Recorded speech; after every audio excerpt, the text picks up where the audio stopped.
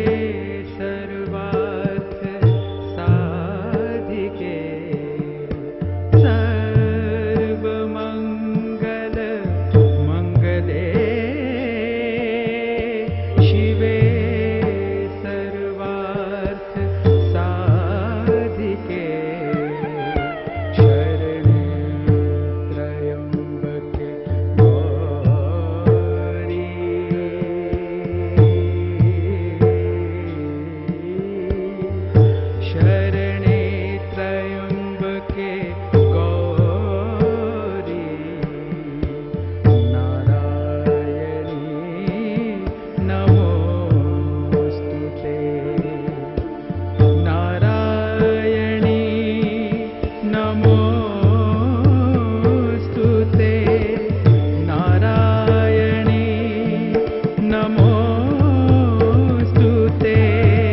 नारायणी नमोस्तुते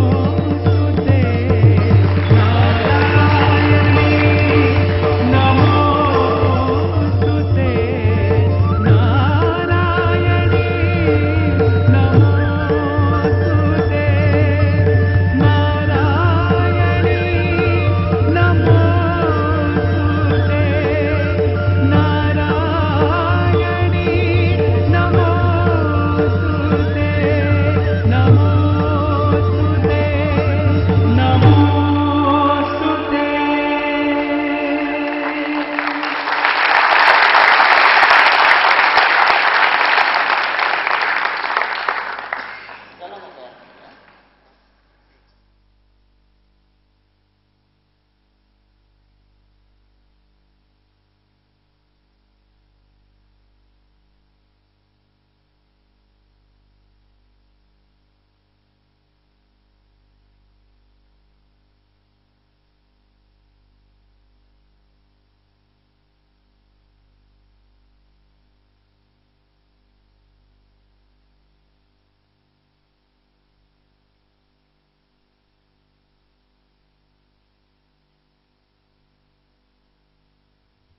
बंधूंनो आणि भगिनींनो, अतिशय सुरेख नृत्याविष्कार आपण आता पाहिला आणि अर्थातच तो बघून त्याला प्रतिसादही तुम्ही फार छान दिलात.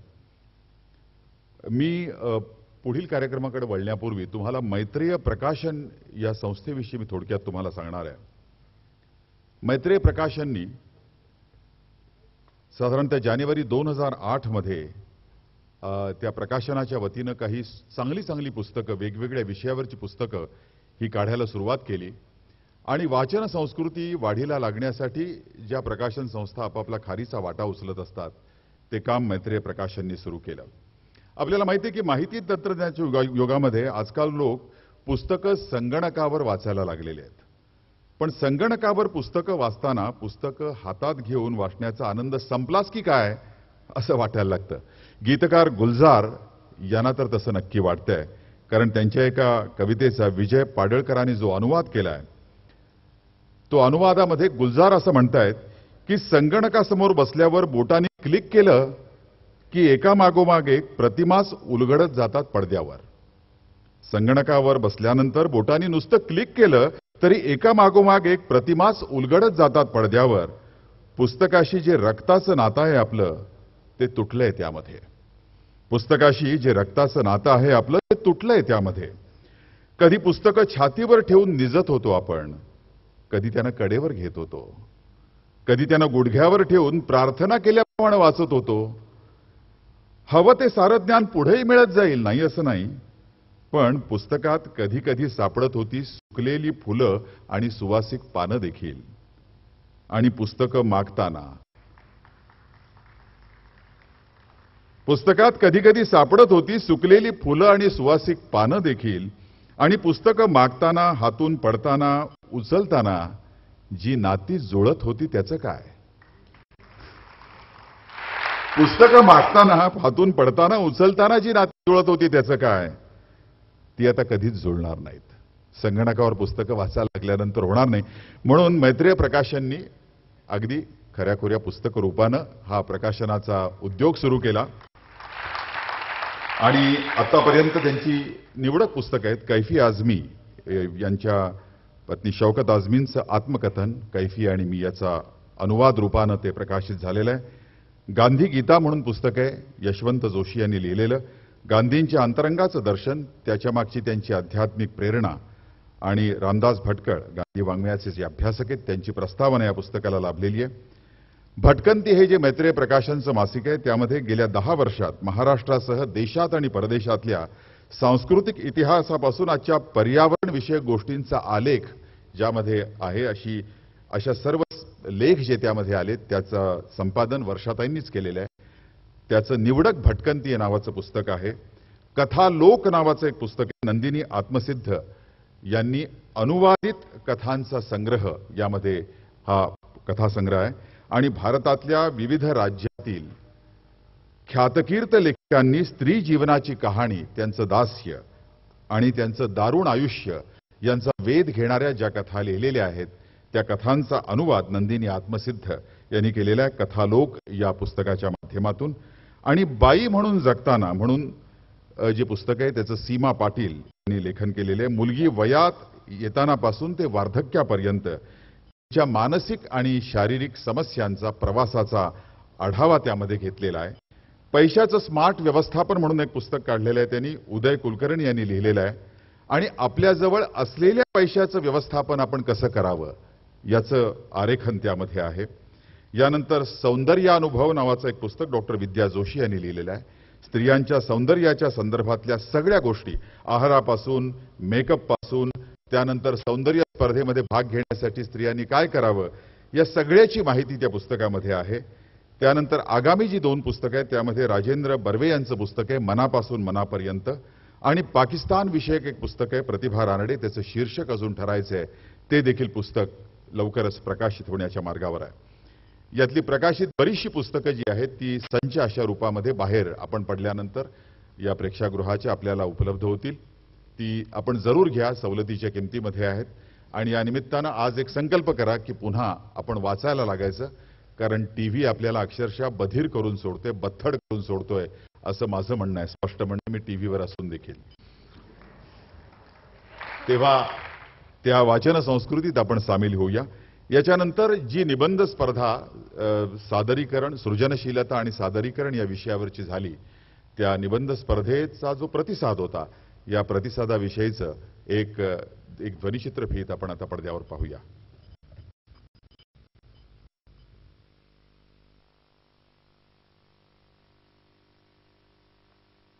मधुसूदन सतपाळकर ही व्यक्ती अतिशय वर्सटाईल अशी होती.